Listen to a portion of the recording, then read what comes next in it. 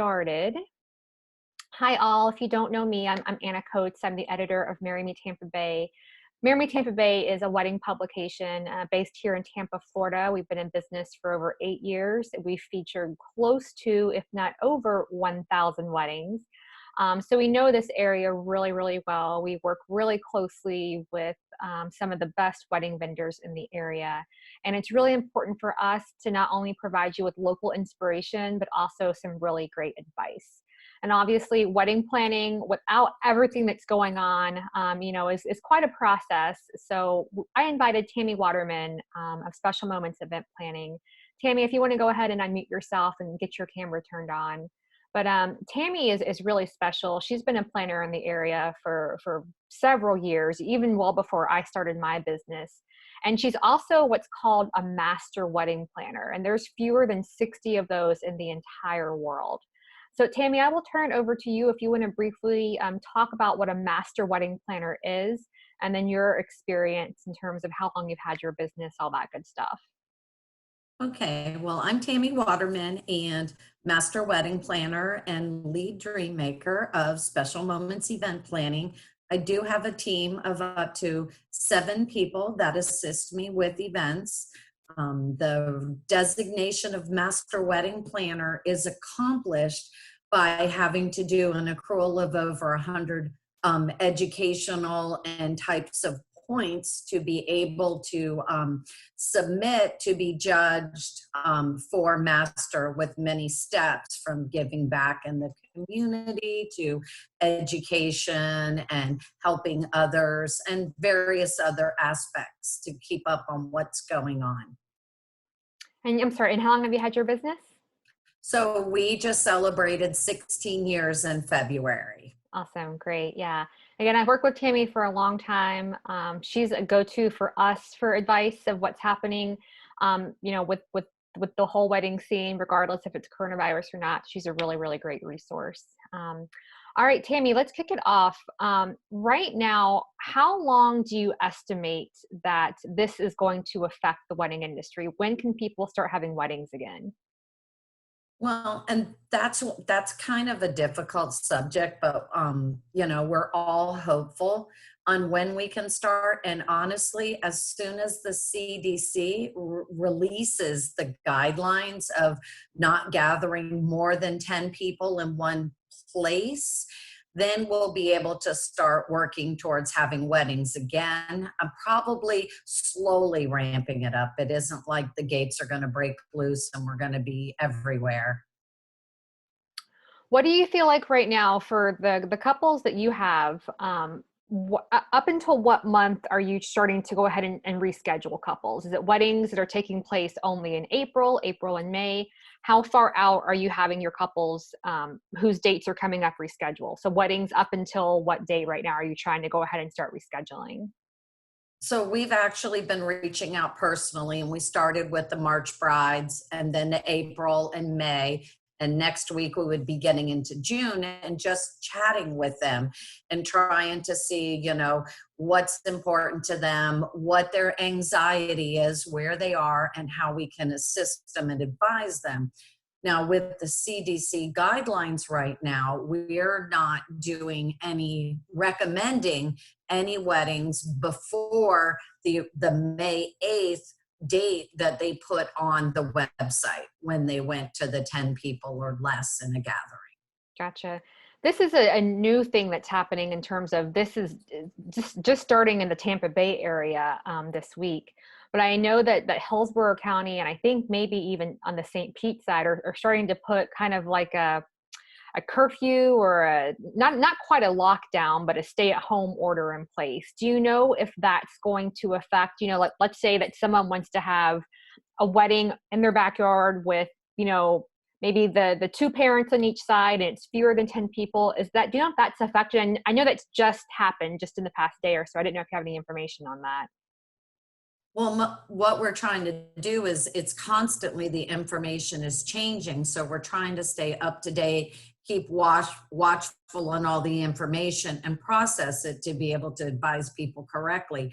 But now my biggest concern is the clerk of the court. So you need to be checking in with the clerk to make sure they're still issuing marriage licenses, because in some of the counties, they are not anymore. They've actually, shut that portion of it down. So those are the things I think you have to continue to watch is, can I get a marriage license? Is it necessary for me to be somewhere right now? Or is this something that can wait until we kind of see where this is going?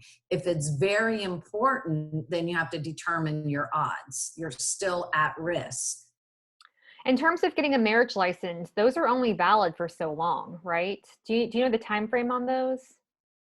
Yes. So the time frame for a marriage license is it's only good for 60 days from the issuance date. So you have 60 days to use that before it expires.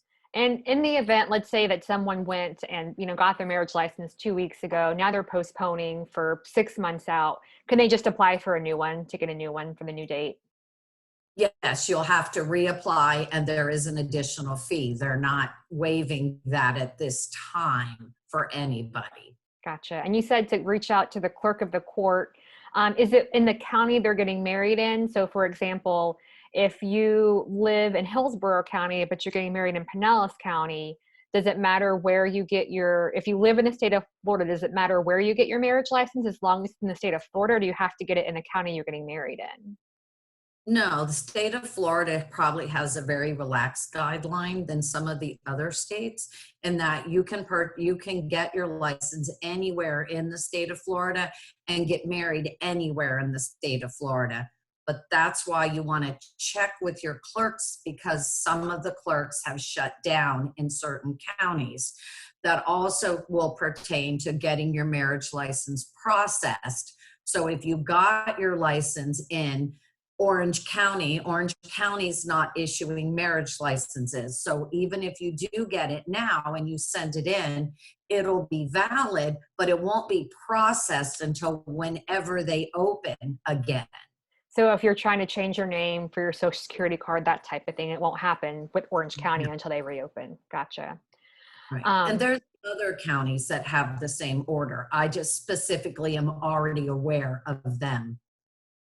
Now it seems like most of the brides who are on the line with us right now, it seems like most of them, they haven't had to change their date yet. Their dates are coming up, this summer and this fall. What recommendations do you put into place for couples who are getting married in June, July, getting married this fall? Should they be reaching out to their vendors now, asking about rescheduling? No, but I honestly think that now's a good time to just your vendors, even if you're just checking in with them.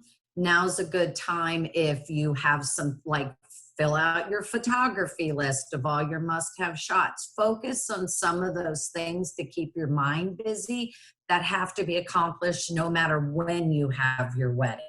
So that way you won't be having to feel like, oh my God, now I'm just starting all over again. So you want to kind of accomplish a lot of your tasks to streamline it later. That can be done. Gotcha. What about, a lot of times people may book their officiant, let's say maybe like 3 months out, or their hair and makeup, they may book 3 months out. So for couples who haven't even booked some of those last minute vendors and they're getting married in the next 3 to 6 months, what advice do you have for them? Should they go ahead and book those vendors now? Should they wait and see what happens? Well, I think it all depends. Of course, if you're working with a wedding planner, reach out and get some insight from them on, how comfortable are you with the vendor? How long have they been in business? Read reviews and kind of just work from there. But a lot of the vendors, with the rescheduling, dates are becoming limited for some of them. So I feel like you may want to start exploring your options sooner than you used to, because there might not be as many options to choose from. Gotcha. Now, in the event, some of these summer weddings or fall weddings, they can't perform weddings because of what the CDC says, or because they're not issuing marriage licenses, or because we're all ordered to stay inside. What are the options in terms of getting their money back and their deposits? Well, each of those is going to be on a case by case basis. It's going to be based on the venue, based on the contract that you have with them. Most all of them are going to be more in favor and to have you postpone the wedding, to just reschedule it for another date. And they're great at just carrying it over to the new date. Also, know that a lot of people have already booked into the fall and spring for next year. So, as you're trying to now move your date, you may have to look at some Sundays or some Friday weddings in order to get the time of year that you're looking for and to be able to stay with your vendor team. Gotcha. Um, in terms of looking at contracts, from what we've gathered from talking to most vendors, it's going to be pretty typical that you probably won't get your deposit back. Is that correct? Would you say for most venues and vendors, for the most part? 95% of it, you're not going to get it back. There's very few rare cases where you're going to see any money returned to you because they did hold that date for you. They were ready to do it, and this was a circumstance beyond their control. They would love to deliver it, but we're not allowed to at this time. Right. So really that's the important part of postponing. If you postpone, all the deposits and monies you paid, that will typically just roll over to that new date that you choose. That is correct. And, depending on the date you choose, I've had a few clients where they went from a Saturday date to a Friday date and the room rate was less. The minimum that they were obligated to went down. So, if you're also worried about your guest count, then you may, start polling your guests and finding out, hey, I'm going to be getting married in June. Are you guys going to be able to afford to travel and come? And that might help you with your decisions. On the flip side, in Florida, summer months tend to be off-peak months.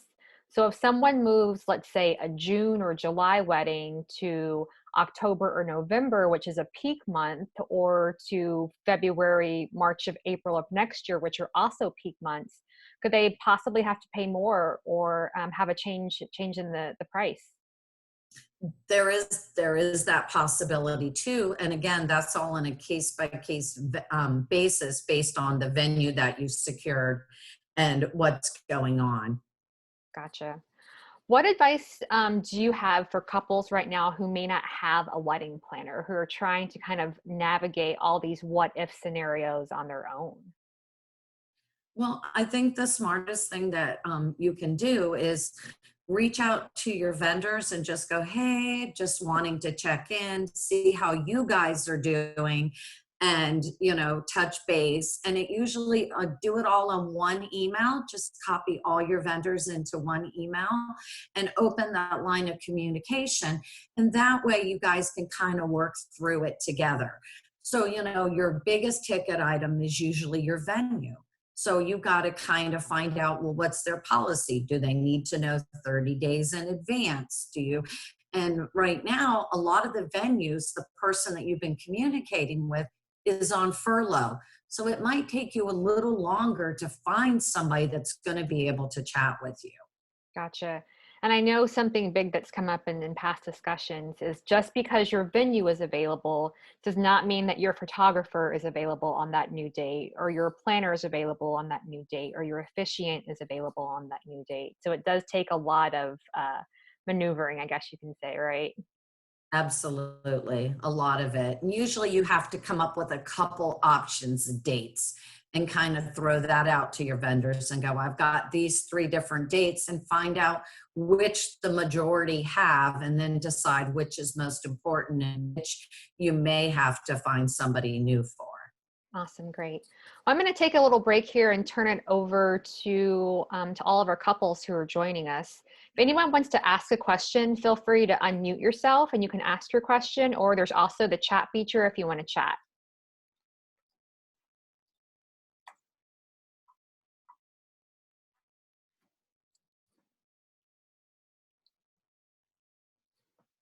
Any questions so far?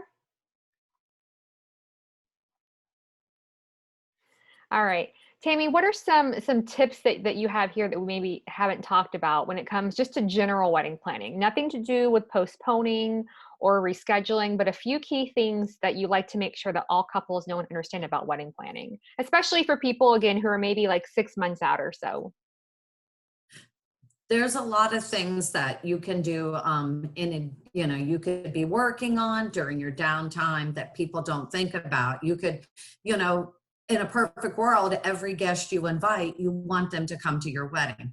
So why not do yourself a what I call a fake seating chart and start grouping people into groups of 8 to 10 people, and there's your worst case scenario of tables. Now you've done a prelim seating chart, and when you get ready to send out your wedding invitations and get the RSVPs back, you're only just eliminating your no's and then condensing people down instead of doing it 2 weeks before the wedding. That's a great idea. And for couples too, for anyone who may be kind of tightening their budgets and maybe kind of saying, oh gosh, with all the uncertainty happening with what's going on, we kind of want to save some money. What are some of your best money saving tips when it comes to planning a wedding? Some of the biggest money tips that we see is, if you're in the prelim stages, you need to do that guest list, because the common mistake is, oh, I'm having 200 guests, I'm going to order 200, save the dates. You might have couples, so it's going to go down. You may have got a venue that now you have too many people that fit in. So I find that you have to kind of start with the guest list and make yourself, I don't call it a budget, we call it point of regret. So how much money do you want to spend before you're regretting it? And then you work your way down from there. So that's an interesting idea, point of regret. Can you kind of give us an example with that? So let's say you're sitting down and you're figuring out that you have $40,000 that you can spend before, when you spend one more dollar, you're going to regret ever doing this. So now you've got your top end, and the goal is to work down it and not reach that ceiling. So instead of trying to budget how much for every vendor, here's where my point of regret is. Now you start knocking out the most expensive parts and work your way down. And your most expensive parts obviously will be your venue, your food, and your drinks, right? Correct. Typically, kind of what are some of the other big ticket items? If you're at a venue where you need to bring in your vendors, then your catering falls right after your vendor. Your Mhm. catering, has a tendency to be high. And then depending if you've ranked what the importance is, if photography is the most important thing to you, then that's where you're going to allocate more money. And then you would go down to what's next important and down the line from there. Gotcha. We have a question from Kaylee. She says that her wedding is on May the 30th. If the CDC does lift the group ban on the projected date, how should she decide if should still go forward with the 30th? Because things may not go back to normal overnight. So, at what point, if you're planning a May 30th wedding, should you make that call?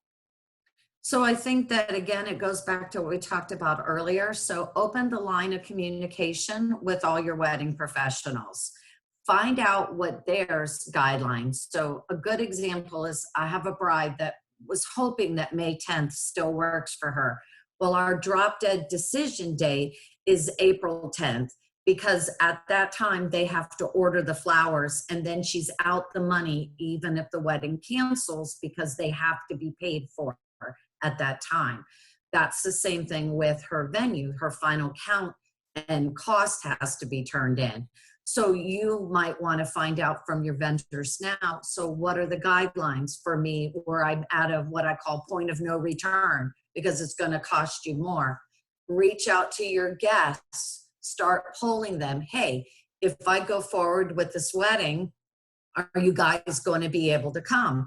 Because if your minimum at your hotel is $15,000 and you have 15 people or 20 coming to your wedding, you're not going to reach that minimum.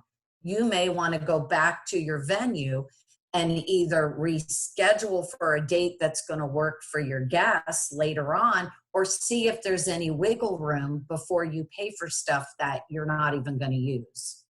That's a really great point. What are some costs that, we always think of, okay, my wedding's on May 30th, I can make a decision 2 weeks out. But you mentioned there's some things that get ordered much sooner than that and have to be paid well before the date. So you said flowers about maybe 30 days out, venue possibly 30 days out. What are some other costs you can think of that may take place well before the wedding?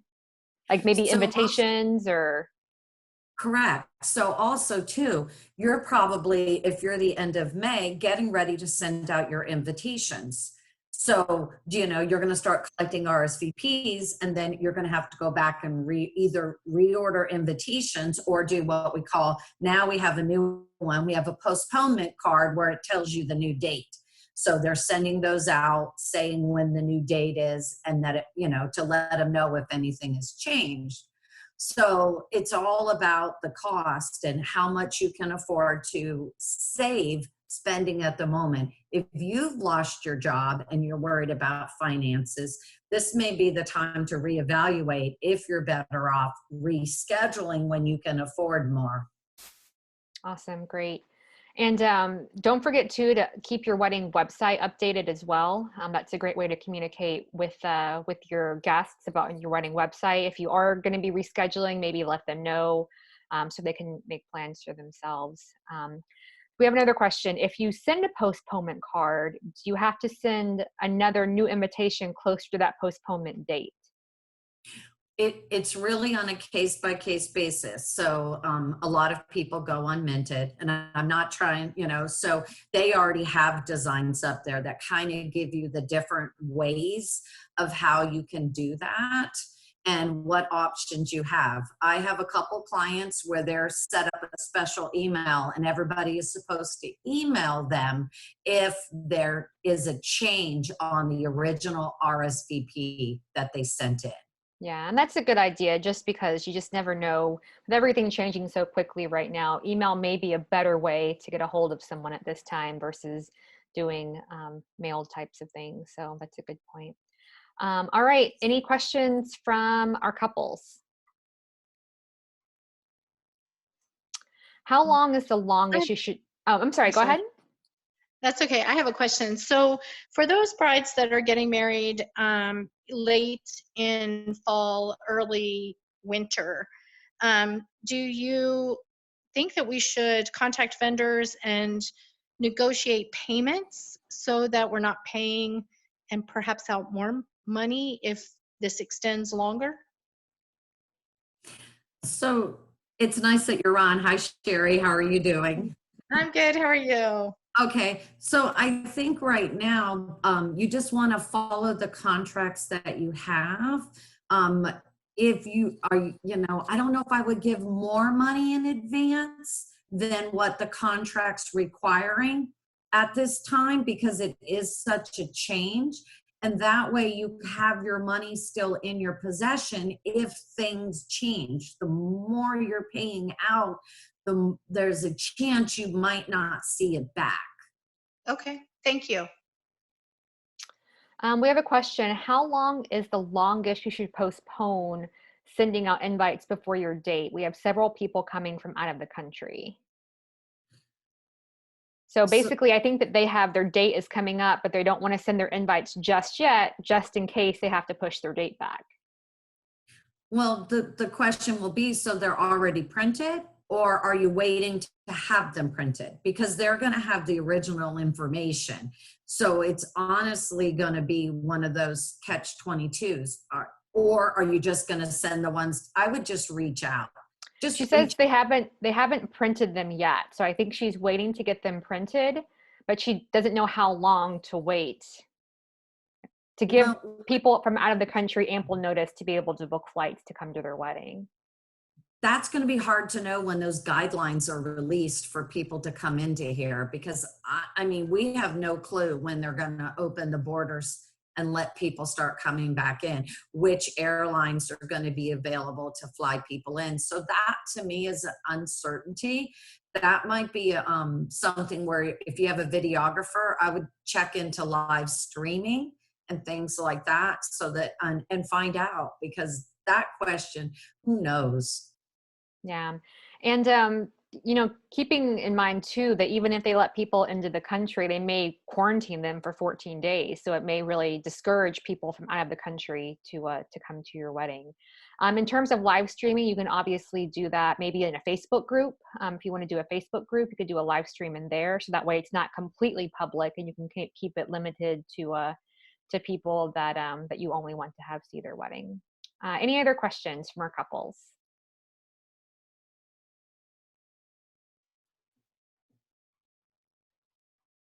All right. Well, Tammy, do you have any parting thoughts for us?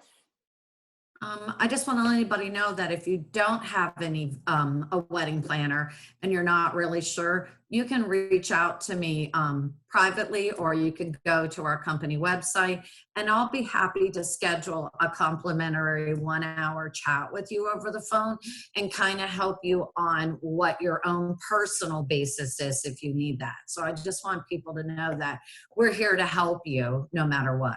Awesome. And Tammy, what is your website, your email, and your phone number? So our website is www.eventsbyspecialmoments.com. And I'll put all of this in the chat for you guys. It's Tammy, Tammy, at eventsbyspecialmoments.com. And you can also contact our office at 727-343-0800. And we're virtually working. And when you leave a voicemail, it will instantly send me a text message, and I can return your phone call from where I am. Awesome. Great. Well, Tammy, we really appreciate all this great insight. Definitely head over to the blog. If you guys haven't looked, we actually just posted an article today about tips for postponing your wedding. So it gives you some great insight there. So that I know a lot of people have weddings coming up. It's going to be in the next few months. So take a look at that article. Of course, if you have any questions, you can also reach out to us via Instagram, or you can email us social@marrymetempabay.com. You guys all have that email address. But the big thing is here is we just want you to be educated. Couples often make silly mistakes because they just don't know any better. So anytime you want to run an idea, you can email Tammy, email myself. We're both here to help you guys. So good luck. We are here to assist you and help you. Any questions that you come up with, if you wake up in the middle of the night, you have a question, just shoot us an email. So thank you everyone for joining us. I have one last party gift for you too. Also, don't feel guilty if you want to move forward and plan your wedding at the same time. Everybody still wants to talk about weddings and work with you on your weddings. And if you're just going to move forward, it's okay to do that at this time, to start finishing your planning details. Okay. Awesome. Great. Thank you, everyone. Oh, thanks, Sherry. I really appreciate that. All right, you guys go back to watching TV on the couch, doing whatever it is you're doing right now. And again, just check the website. We'll have lots of pretty inspiration for you to look for over these upcoming weeks while you're planning stuff from home. So have a great night, everybody. Thanks, Tammy. Thank you. Bye, guys.